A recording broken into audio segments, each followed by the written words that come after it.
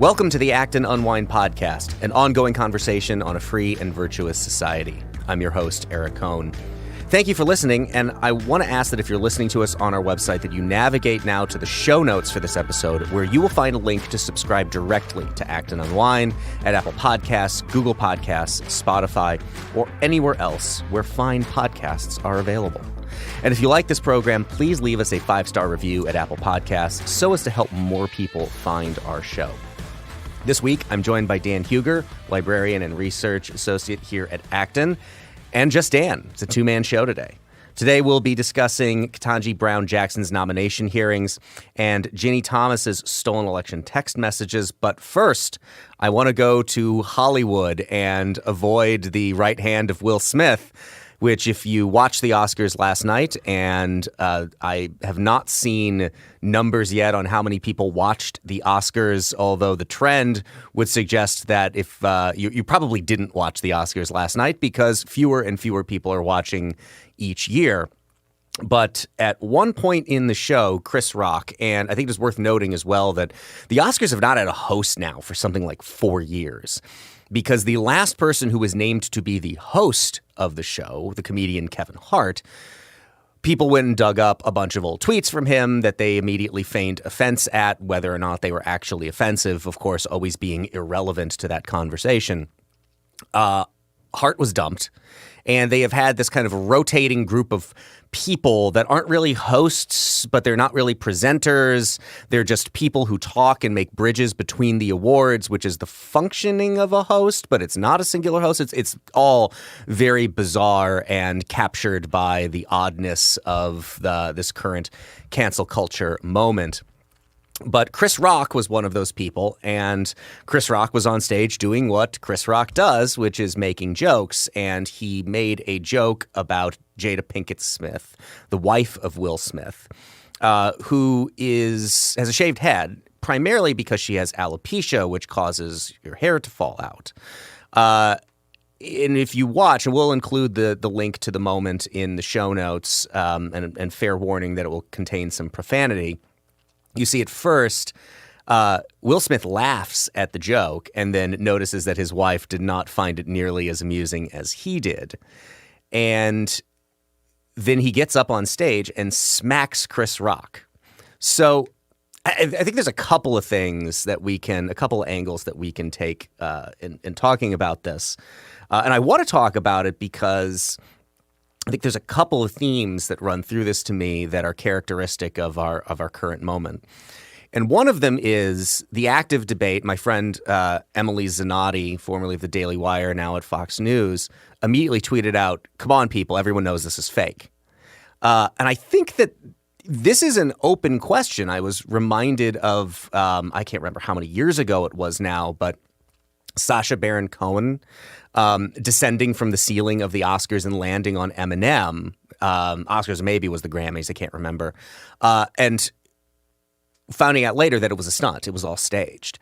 I legitimately have no idea if this was an authentic moment or if it wasn't. And I think that is part of why people are somewhat delirious about all this stuff, because we've lost a grasp on what is real and what is not. And the fact that it was at the Oscars, right, it was staged by Hollywood, just gives us all the more reason to think that this was a staged event for publicity purposes, which is an old tradition. It's the kind of thing that's gone on for a very long time. It's not as if it's new, but it's given the kind of internet era that we live in, that it becomes very hard to tell immediately if things are true or if they are not. I think we'll get into those themes a little bit later.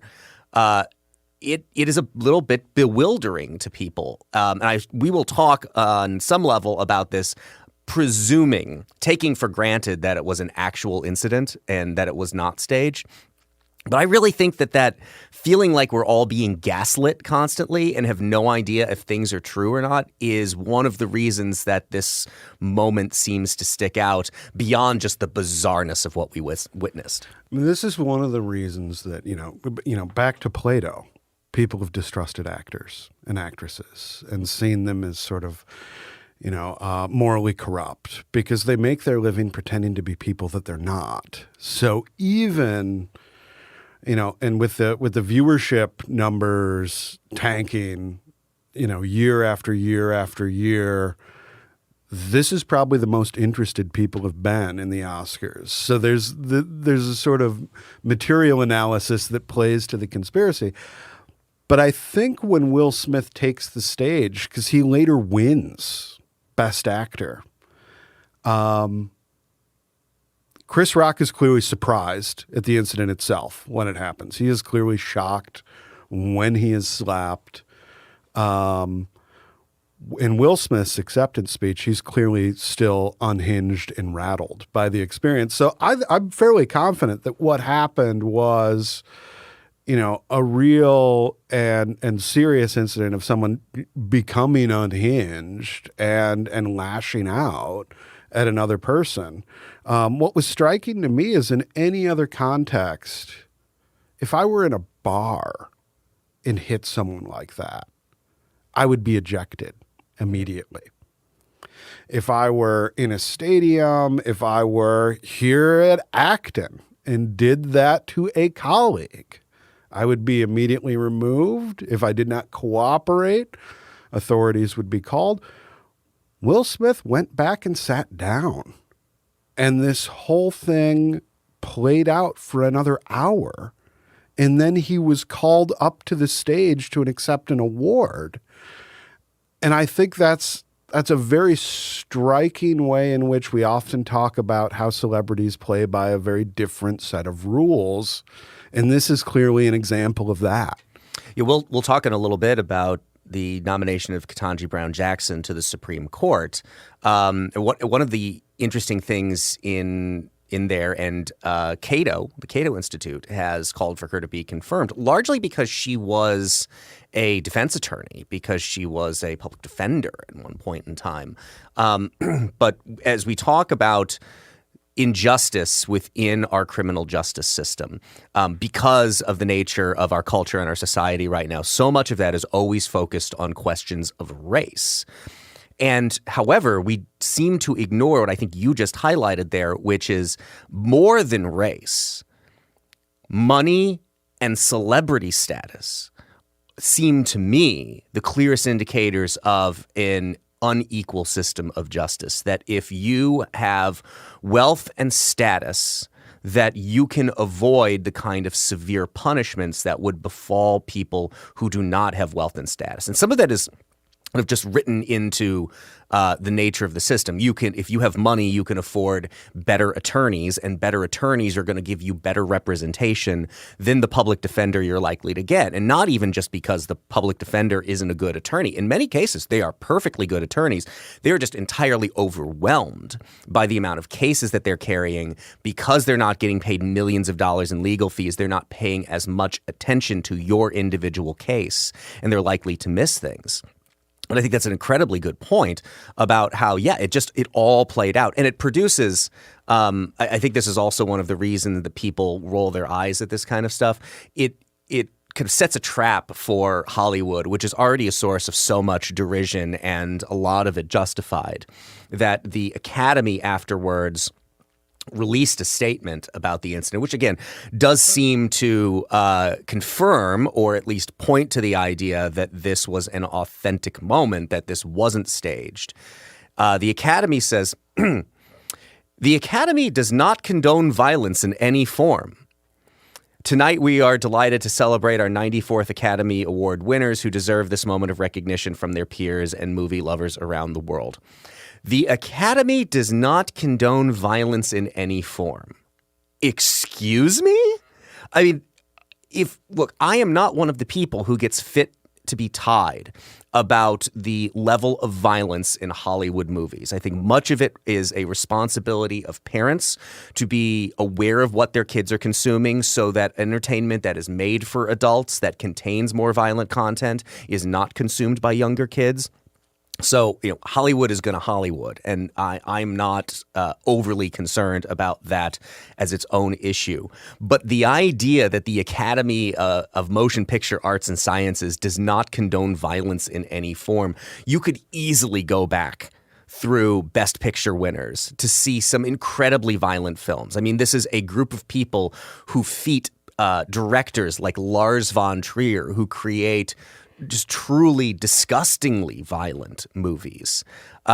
It is a weird statement for the Academy to make when so much of the saleability of the products that they produce are predicated on violence. And to kind of bring it back to people's inability to separate reality from fiction, there is something that happens to your brain when you're viewing entertainment that if you watched the show 24 back in the day, right? Jack Bauer can torture 3 different people in the course of an episode, and you're rooting for him because you have this clear understanding of he's the good guy, they're the bad guys. This is one of the reasons it's so dangerous that we watch politics and so many other things in our world as entertainment now, because it allows us to root for good guys and against bad guys, and anything the good guys do to the bad guys is justified because we know where the line is drawn. The Academy not only has a history of condoning violence in this way, but it also has a history of giving awards, as when it gave the Best Picture or I forget if it was Best Picture or Best Director award to The Pianist, directed by Roman Polanski, who was then and is now a fugitive from justice, having fled the country during a sexual assault trial. So this is, and the mere fact that Will Smith was allowed to stay to receive his award speaks to the fact that violence was condoned that very evening. He was not removed. He was not asked to leave. He was given an award after the fact. Yeah, it is. I mean, obviously, the hypocrisy of Hollywood is rank. There's another interesting angle through which to view this, which Rod Dreher had a piece at the American Conservative, and the headline is "Sorry, but Chris Rock had it coming," which I believe you could just sub out some words in there and put in Ukraine for Chris Rock, and you'd probably have his current foreign policy prescriptions. But nonetheless, what struck me in this is, and it's a fairly short piece, but what struck me in this is he sums it up this way. In case you didn't watch it, Rock, the Oscars host, had made a tasteless joke referring to Jada Pinkett Smith's bald head. She suffers from alopecia, an autoimmune condition in which your hair falls out. She was visibly bothered by the crack. Here's the thing, though. Will Smith laughed at it when the camera was on him, and he chose a picture of the 2 reactions. He probably recognized a second later, after looking at her, that she was hurt, hence his violent gesture. I appreciate a man standing up for the soiled honor of his wife. But it's also the case that in showbiz, you have to be prepared to be insulted by comedians. It comes with the territory. I don't think Will Smith had a problem with this until he realized that he was going to be in trouble when he got home for not standing up for her. Nobody's wife or husband should be considered off limits for criticism and joking. But the jester has to know what's too far. Chris Rock crossed a line insulting Jada Pinkett Smith over a medical condition. What if she were disabled and couldn't walk, and Rock made fun of her being in a wheelchair? Same thing. Had Jada Pinkett Smith chose to shave her head as a fashion statement a la Sinead O'Connor, she would have been fair game. But she shaved her head because her hair was falling out because of a disease over which she has no control. You don't pick on somebody who is suffering from a chronic or incurable disease. You just don't. Here's the interesting part. It would have been better had both Jada Pinkett Smith and her husband been able to laugh it off, but I understand why she couldn't and why he, as her husband, felt duty-bound to defend her against insult. I know everybody is mad at Will Smith today, everybody equaling Twitter, but count me as half-heartedly on Team Will. This is once again an opportunity for me to remind you that I'm from the South and ours is a shame/honor culture. The shame/honor culture thing stuck out to me because I actually remember reading very early on when Donald Trump was running for president, this whole thing about you can understand so much of Donald Trump's approach to politics through the lens of an honor culture, people who have been disrespected, right? You know, the people who he was standing up as a tribute for. People in the Rust Belt, people in Appalachia who had been forgotten by big business and globalization. He was the one standing up for their honor, and that so much of this was predicated on this idea of honor culture. I'm curious what your thoughts are on like this at minimum as a means of understanding a whole lot of what is going on in our culture right now. But to my understanding of it, and correct me if you think I'm wrong about this, there are a lot of cultures that aren't American that are very predicated on ideas of shame and honor. I mean, Japan is a very clear one, but that has largely not been the nature of American culture, at least as I think I understand it. So there's a whole sociological literature on this. People talk about particularly the Scotch-Irish. It's not the South, it's the Scotch-Irish as being the locus for this shame and honor culture. You also get, instances of, different communities in America that are sort of singled out as being more along this axis than others.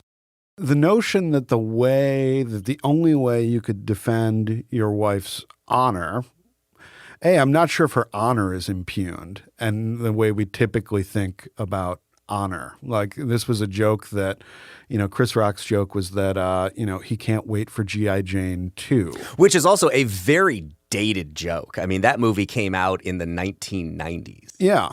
And this was a joke about, what was a very successful film by, at the time, probably the world's most sought after actress, Demi Moore. And a film very clearly about, female women being empowered. I mean, she was trying to become a Navy SEAL in that movie, and is very much the protagonist of that film and a hero in the way that story is told. And there's also the fact that Will Smith laughed at the joke. Whatever, his wife very clearly didn't, and he very clearly noticed that after the fact.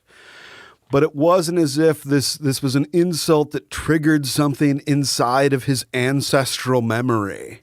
This is just not what it is. There are also other ways to approach that. One is to simply, say to Chris Rock, cut this out.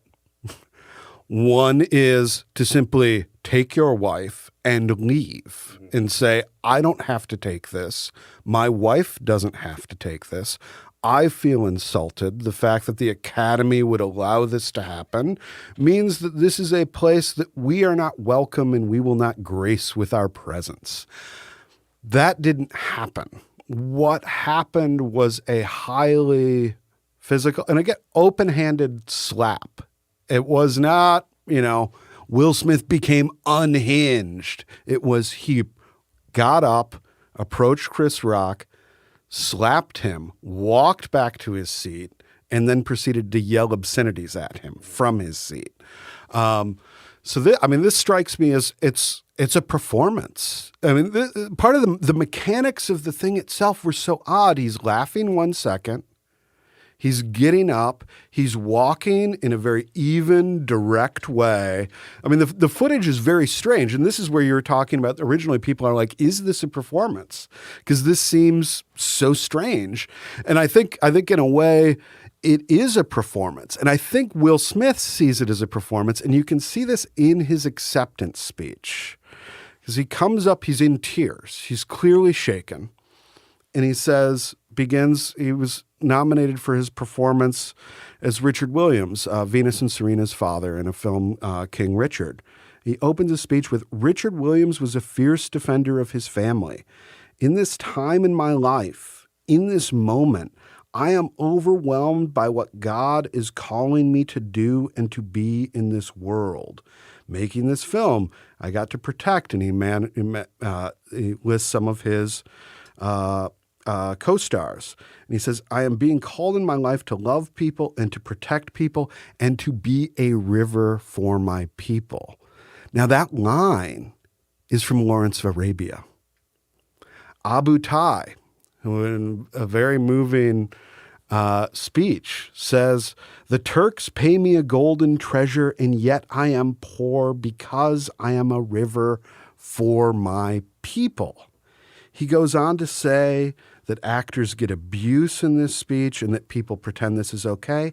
And then he recounts what Denzel Washington said to him moments before, which is that at your highest moment, be careful. That's when the devil comes for you. And I want to be a vessel of love. And I want to thank you to Venus and Serena. So he's on a cosmic stage. This is literally, Chris Rock is literally demonized. That there are things, there are things in this world that are conspiring against you, and you are this actor on a mission. And he talks about how, and later, that, quote, art imitates life. I look like the crazy father, just like they said about Richard Williams. But love will make you do crazy things. There's a sense in which he's talking about what he has just done is an extension of the performance for which he won the award. And it is just bizarre. And I think people should frankly be concerned about Will Smith and where he is in his life right now. And because it seems like he's separated himself from reality. And, when people are separated from reality and they lash out in violent ways, we usually don't applaud them.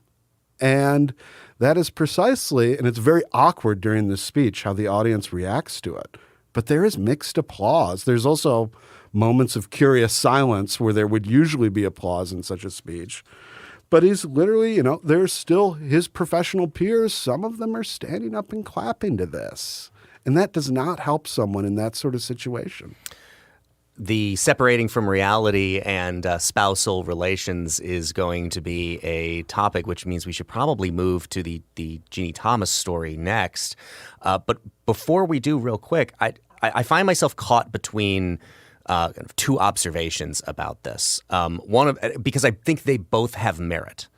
One of them is to say that we have spent a good amount of the last, 5, 6, 7 years having a conversation, which is a little bit of an odd way to put it, I guess, about this contention that speech is violence, that silence is also violence, where we are equating all of these things that are not violence to violence.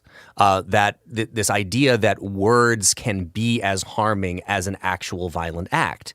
And a friend of mine made the observation that this is the logical conclusion of that. When we are equating what people say to violent acts, then actual violent acts become very clearly justified because they have acted violently to you in the first place.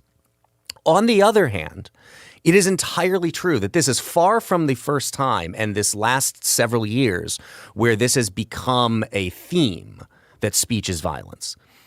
It is absolutely true that it's hardly the first time that somebody got punched for something that they said that was cross. I think both of these things can be true at the same time. That, yes, obviously, as you had pointed out, if you had said something like that cross about someone's wife in a bar, it would not be all that shocking if that person reared back and hit you. That kind of thing is documented in Hollywood movies going back as far as we can imagine, as far as we can remember. But I think there also is a point to the observation that if we're going to talk about speech being violence, violence in reaction to speech is, I think, implicitly normalized there and accepted, which is why you did not have that kind of violent incident play out the way that it would have in a Hollywood movie if it happened in a bar, which would have been really one of two ways: either everybody descending into chaos, right? Or people separating the two people who were trying to go at it. And you really didn't have either of those reactions. Either it was such a moral cause that it turns it into a all-out bar brawl, right? Which is almost farce at that point, right? In most cases, when you're depicting something like that, it's in a comedy. It is not in a serious, dramatic film. But the more logical reaction would be to restrain both parties because you recognize that what they did was wrong and that it shouldn't have happened. But as you pointed out, the reaction of the crowd at the Oscars is fascinating because nobody knows what to do. Nobody knows if they should applaud Will Smith for defending the honor of his wife, if they should be horrified that this thing just happened on stage. They don't know whose side they should be on. They don't know who the hero is, and they don't know who the villain is. And they only sorted that out afterwards, where you have the kind of online coalescing of opinion around, who's the good guy and who's the bad guy in this situation. I don't even know that that's been settled. Yeah. It is. It's bizarre. There were some amazing shots of the crowd that I saw where people would do montages of different reactions. There's some people that are laughing. There are some people that have a look of sheer terror, different Hollywood stars and that whole spectrum.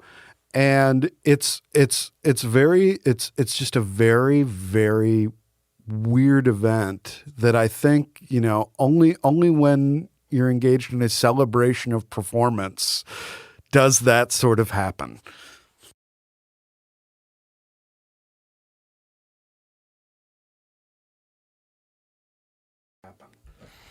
Let's move on to the story that came out late last week about this is stemming from the January 6th investigation.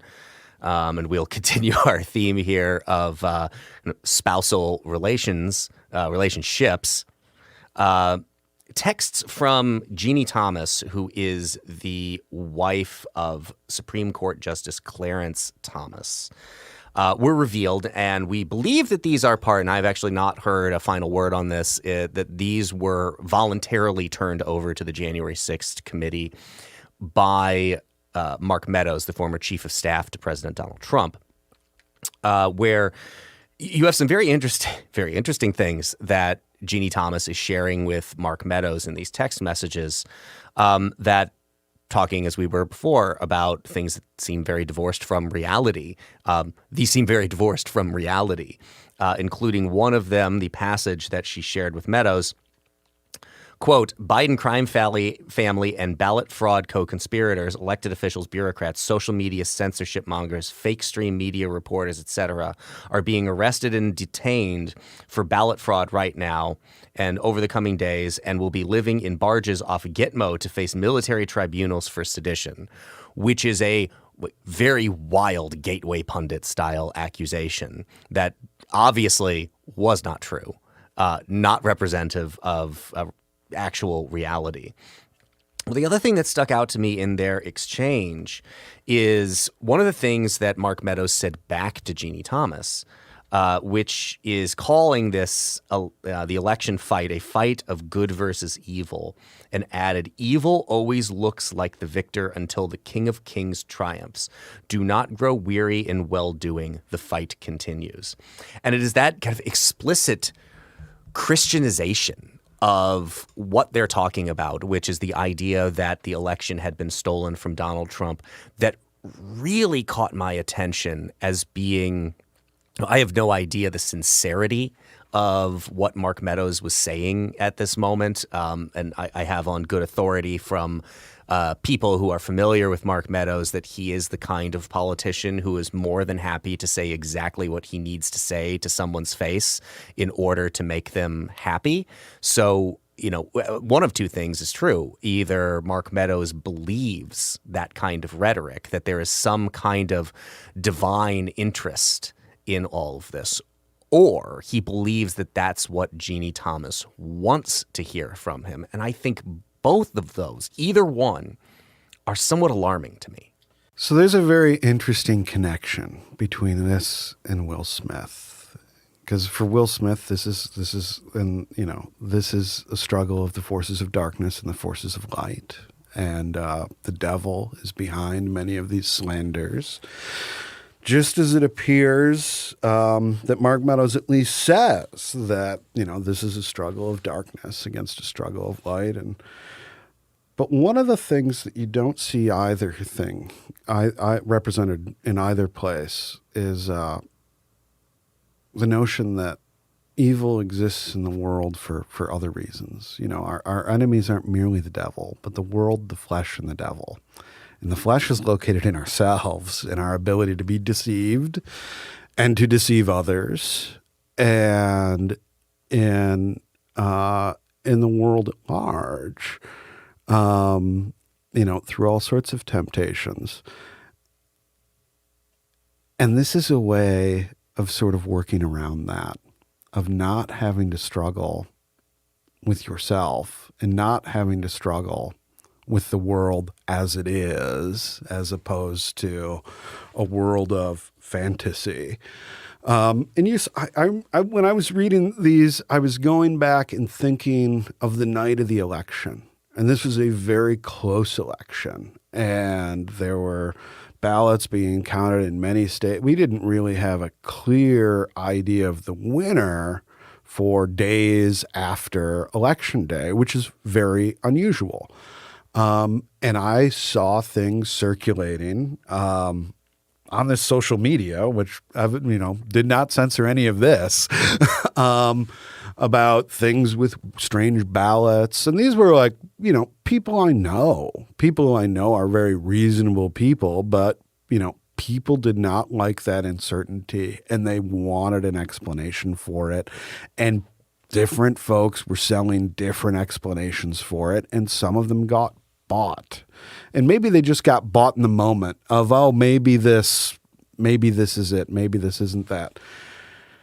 So I can't blame people for struggling to understand in the immediate aftermath. But this is a weeks, months after the fact. And with this language of the sort of, sending them in barges to Gitmo, I was reminded of, there's a famous Twitter troll, Comfortably Smug, who talks about sending Democratic politicians and talking about journalists to Gitmo as a joke. And it's sort of like, this is like an earnest statement of this. And this just seems so unhinged from reality that I have a hard time believing that folks who should know better believe it. And I think it says something about an overwhelming amount of confusion today that, it's easy to look at this and laugh at this and dismiss this, but it's like, these are serious people. And we are living in an era in which there is such low trust in our media institutions, in our political institutions, that many folks go down this sort of path. And while I think it's important to stay grounded in reality, and it's important to call these what they are, which is conspiracy theories of sort of worst kind, it's also important to realize that this doesn't exist in a vacuum. And that, again, this is not just somebody else. This is a problem that all of us need to take responsibility for and work towards investing in our institutions, reforming them in positive ways where people can trust them again. I don't think I had appreciated fully how much this topic connects to our previous topic when I was putting the show topics together for this podcast today. But I go back to one of the first things that I said about the incident with Will Smith at the Oscars is, was it real or was it not? And people aren't sure. And I think you hit on that very well in your last statement about how a lot of these things, people are looking for easy explanations for what is going on and things that they can't explain. And people have now seemingly have a very hard time discerning what is real and what is not. But I also go back to the point that I made about viewing politics as entertainment. So much of politics now is equatable to kayfabe. And if you don't know what kayfabe is, it's the conceit in professional wrestling that treats it as if it is real and that everything is authentic when the audience knows that it's not. But what I think we've lost in all of that is an ability to discern in the professional wrestling setting, right? You know that there are some real physical things that they are doing, but it's a storyline, and the storyline is written, and sometimes it's improvised upon, but it's based on characters, people being actors, pretending to be people who they are not, pretending to live out storylines that they are not actually living out. But sometimes the lines of this blur. So when I was in high school, during that era of then it was the WWF, but now World Wrestling Entertainment, there was a storyline about how one of the wrestlers, Triple H, had kidnapped and married the daughter of Vince McMahon, the guy who is the chairman and founder. He and Stephanie McMahon are married in real life. So there was an element of that was true. And there was part, of course, the narrative of it that was created entirely for professional wrestling and World Wrestling Entertainment, sports entertainment, as it is called. I see a lot of that at play here. There are some people, and this is where you get into a very difficult time, just like Will Smith and Chris Rock, telling who is acting and who is not acting, who is engaged in kayfabe and who is not, who is stating these kinds of conspiracy theories because they are playing to an audience, and who actually believes them. And I just feel like we are all walking around with our eyes down, and we do not know what is real and what is fake. And we also don't seem to want to insert ourselves into the messy and difficult business now of sorting them out. I mean, in some cases, it seems to me that like what Ginni Thomas, that thing that I read to you about barges off of Gitmo, sounds so transparently nutty that you would have a hard time believing it. And yet, I know that there are people who do believe that these things are true. They are one of the best explanations for the QAnon movement that I saw was that it's essentially like role-playing games, that people just have not found enough meaning in their lives and are looking for, LARPing at something else. They want to participate in something more interesting than the life that they actually have. And as a result, they, kind of first insert themselves into this character story. And then you lose the ability to tell the difference between the character and the actual person.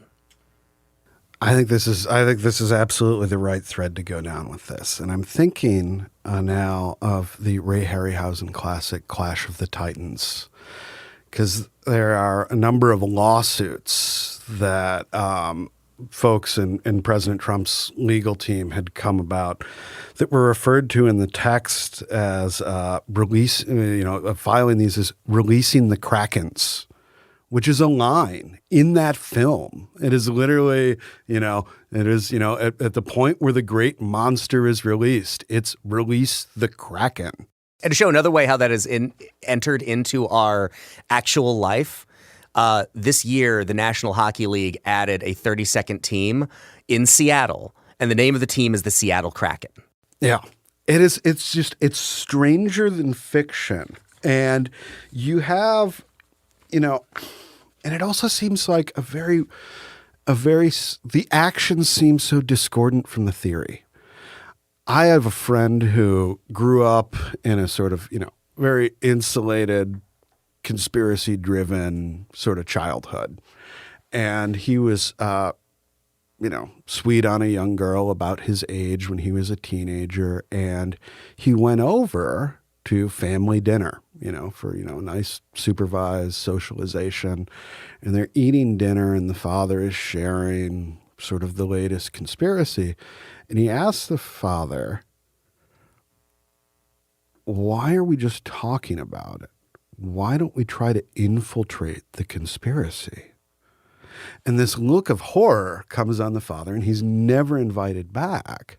But it's sort of like, if this exists, this fighting it with these sorts of lawsuits and with this sort of like political action seems very, very strange, and just not.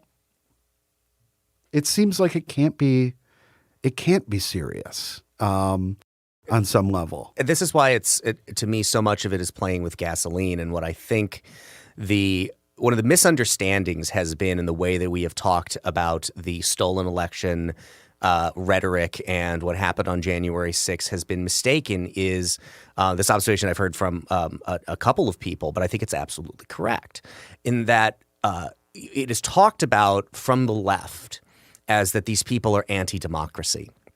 And look, you and I both know from our professional work here at Acton that there are people out there on the political right who are at minimum skeptical of the value of democracy, if not outright hostile to democratic systems. But these are not the people that we were talking about in the conversation of what happened after the election between Donald Trump and Joe Biden.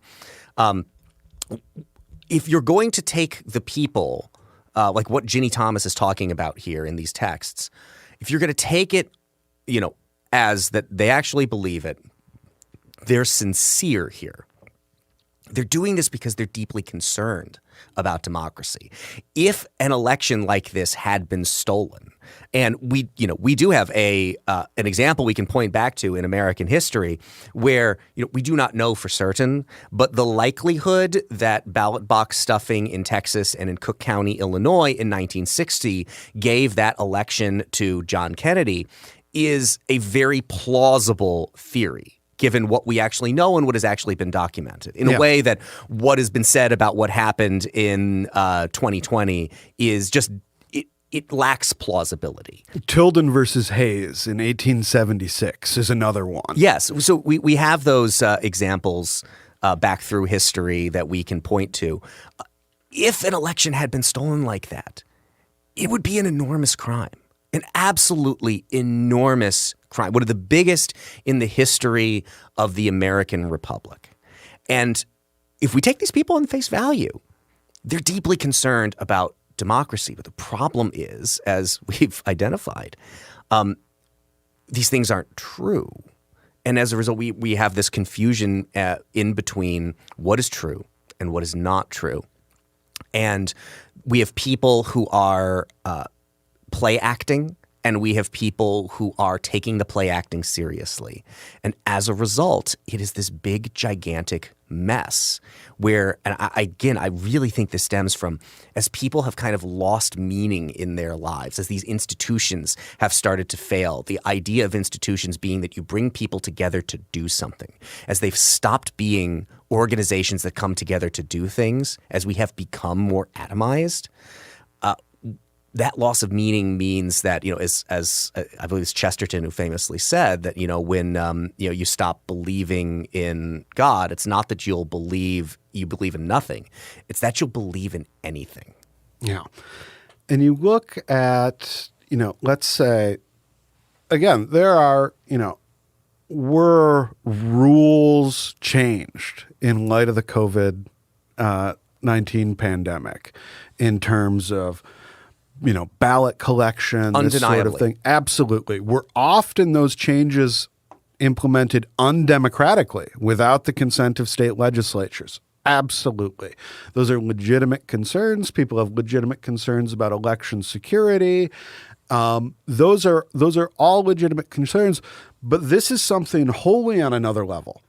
And I don't know if this is just, so you have those mundane sort of reform things that you could do, but those don't get the attention. Right. Those are the fixing things. The Electoral Count Act of 1883. I cannot remember what the year is, but fixing the Electoral Count Act, which was the subject of so much of what precipitated January 6th. is the kind of thing that everybody should be able to easily agree on. Members of Congress should easily agree on it. But I actually saw this in a poll over the weekend that the number 2 issue for both Republicans and Democrats going into this upcoming election is election security. And it is, I just can't escape that on both sides, it is predicated on abject falsehoods. That on the right, it's the kind of stuff that we've been talking about today. And on the left, it's this belief that, any legislation that is passed to in any way restore the status quo ante before COVID voting changes were made is some incredible assault on democracy. And it's really not healthy. I want to move on. But I want to ask one question before we do, which is, as we talked about with Will Smith and Jada Pinkett Smith earlier, how fair is it to hold Clarence Thomas in any way responsible for the views and actions of his wife? Now, this matters in a way that I think is very clear. I think we should stipulate this, that any further cases that come up before the court having to do with stolen election stuff for January 6th, Clarence Thomas should recuse himself from those because of how, the relationship with his wife is just so abundantly clear. And it's the kind of thing for which recusal exists. But how fair is it to hold Clarence Thomas in any way responsible for what Ginni Thomas has done?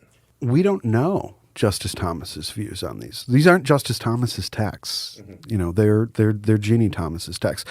And as we discussed earlier, we don't even know how much Ginni Thomas really believes some of this stuff because it's so outlandish. So the presumption should always be, I think, whenever you're, I think you're absolutely right about recusal and that sort of thing. But I think, there have been some calls to impeach Justice Thomas on account of this. I think that's unwarranted. And one of the nice things about the court and how it functions is, there are opinions issued with these rulings. And it's very clear that Justice Thomas, agree or disagree with him on his judicial philosophy, rules very consistently with what it is and what it has been for years.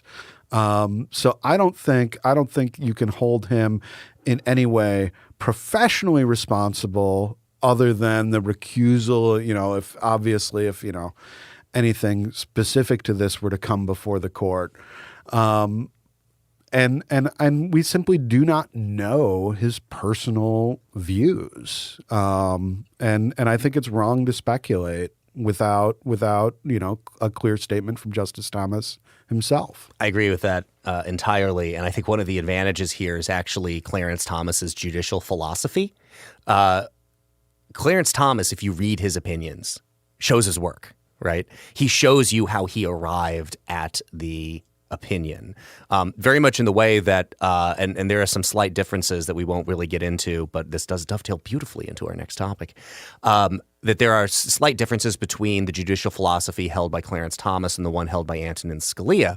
But Scalia would often make the point of that his judicial philosophy would lead him to conclusions that he doesn't like, but nonetheless they are true. And you show the work, either originalism or textualism. You look at what either the clause of the Constitution or the statute says, and what it says is what it means. And that work is, I think, very clearly elucidated in Justice Thomas's writing. So I in a way, if he had a more, progressive living Constitution philosophy, whereas, I once heard Justice Thomas describe it, that there are two ways to interpret the Constitution, basically his way, where you find out what it meant and that's what it means. And there's a mechanism to change that meaning through legislative process if you don't like what the law says, or you can make it up. If you were making it up, it would be a different scenario, would be a different situation. Because if you're just reading the emanations and penumbras of the U.S. Constitution, well, then, you can stare at it long enough like a Rorschach test and see whatever you want in all of that. But because of the nature of Thomas's writing and his philosophy, he's not immune to criticism in this circumstance. I agree. We don't know what his views on all of this are. But I think he is actually helped in a professional case by the nature of his judicial philosophy. And speaking of judicial philosophy, Ketanji Brown Jackson last week had her nomination hearings before the Judiciary Committee of the United States Senate.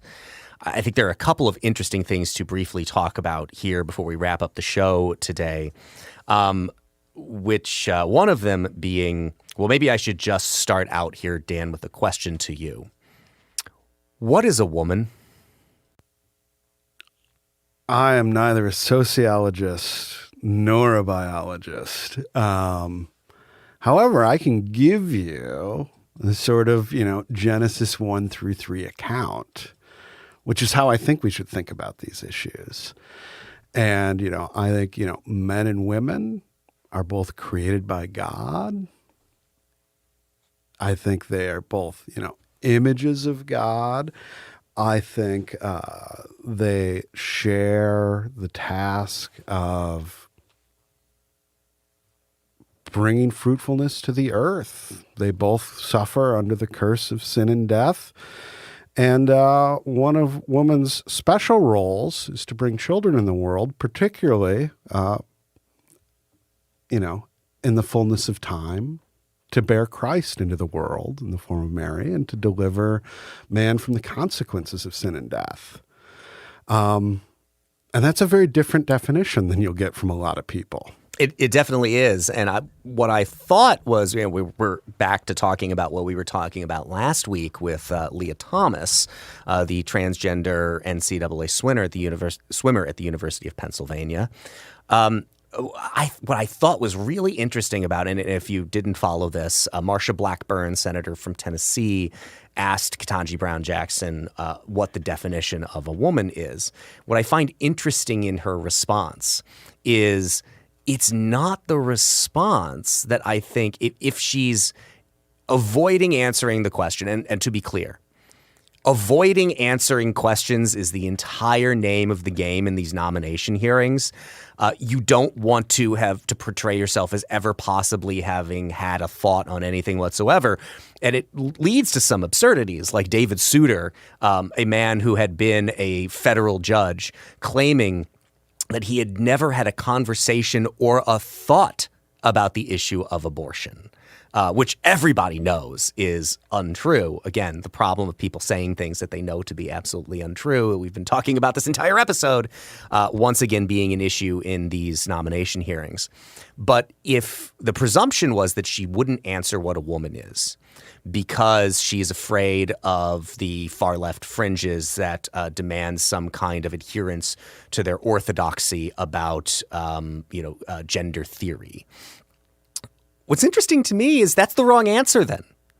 Ceding to biology is absolutely, I mean, your point of where you added, you're neither a sociologist nor a biologist. The sociologist would have been the better answer to all of this. Now, she avoided it because it is a trap and it is more political kayfabe and it is more people play acting. And in a sense, she's wise to avoid it in that case because who wants to walk into a trap?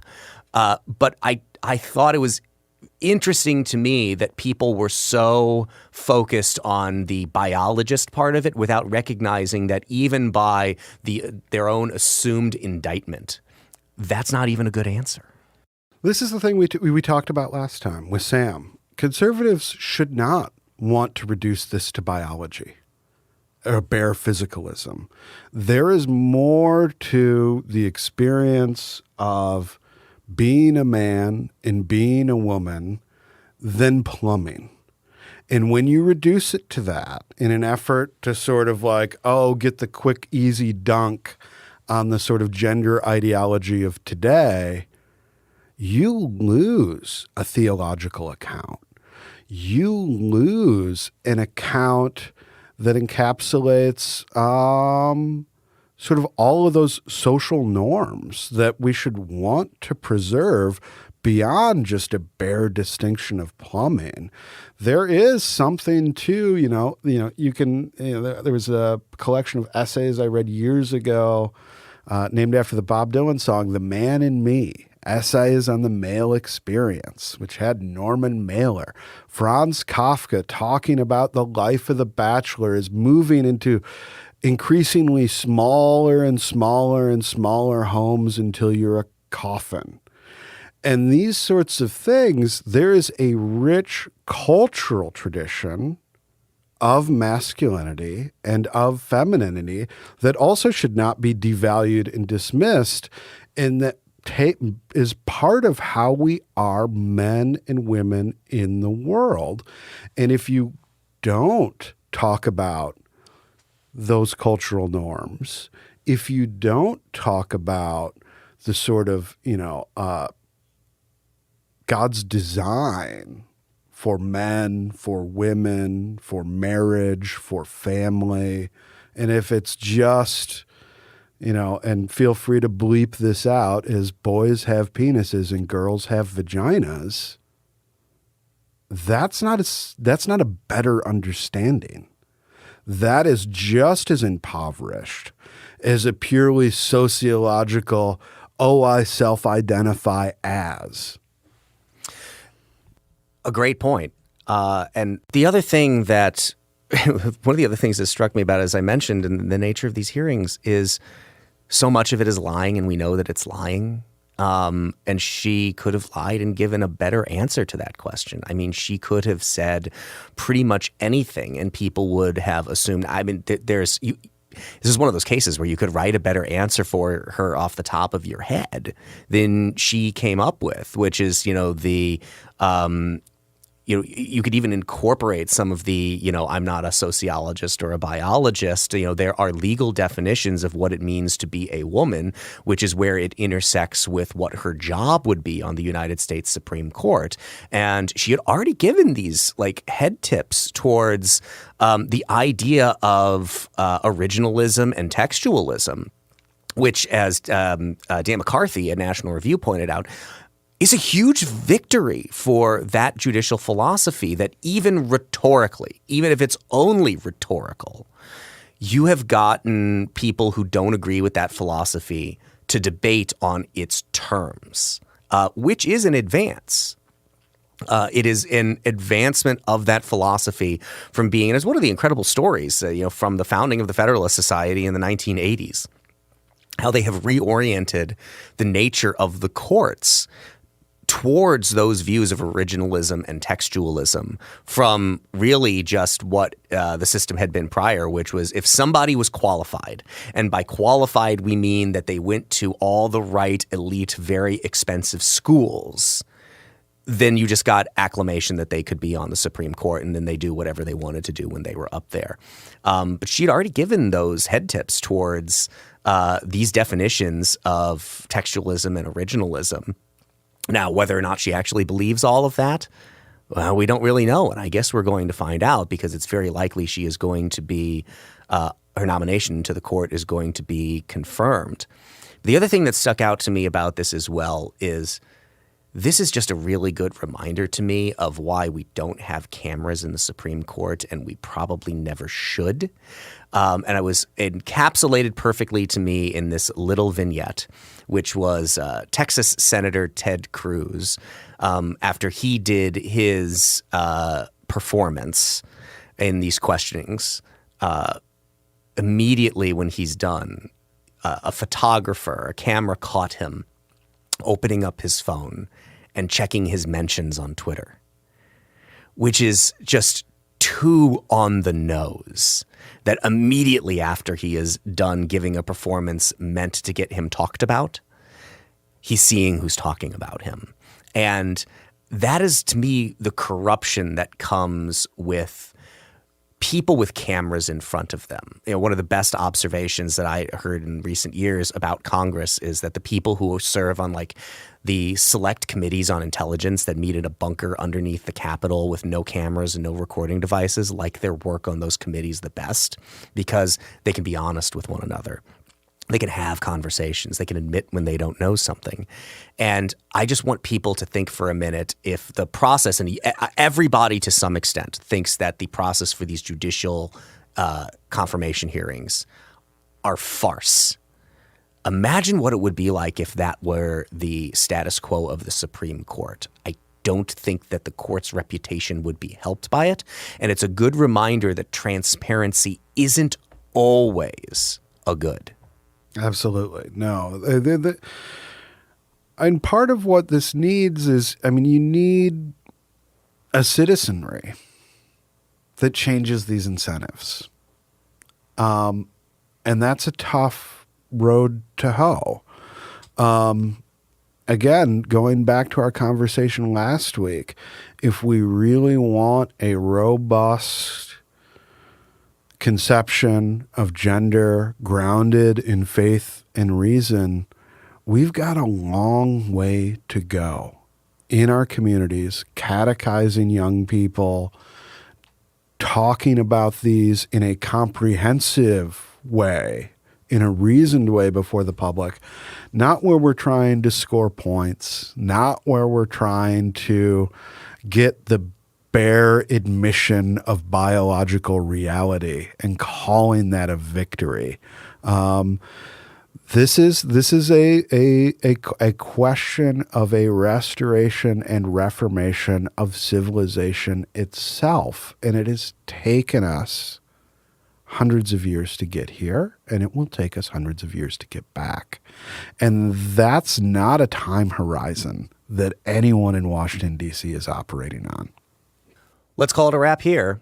I want to remind you that we want to answer your questions, and you can leave us your questions in one of two ways. We encourage you to go to Apple Podcasts and leave us a 5-star review and a question when you leave that review, and we will answer it here on the program. Or you can email it to unwind@acton.org.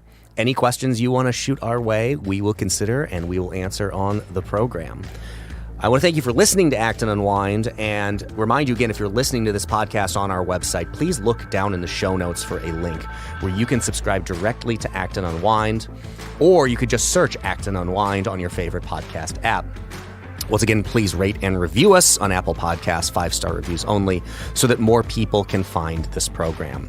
Thanks to Dan for the Acton Institute. This is Eric Kohn. We'll see you next week.